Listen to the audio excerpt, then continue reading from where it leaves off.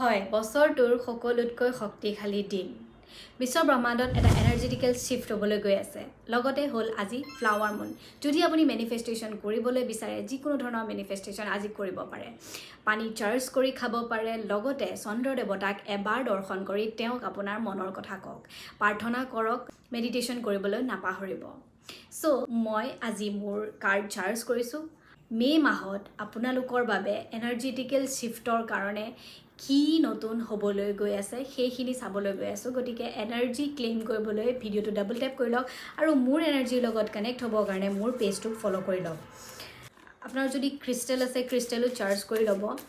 মই আপোনালোকক ৰিকুৱেষ্ট কৰিছোঁ, এইটো বহুত পাৱাৰফুল দিন হয়, গতিকে আপোনালোকে মেনিফেষ্ট কৰিবলৈ একদম নাপাহৰিব। মই আপোনালোকৰ লাইফত নতুন কি হ'বলৈ গৈ আছে সেইটো ইনটুইটিভলি কোনোবা এটা পাইল চুজ কৰক।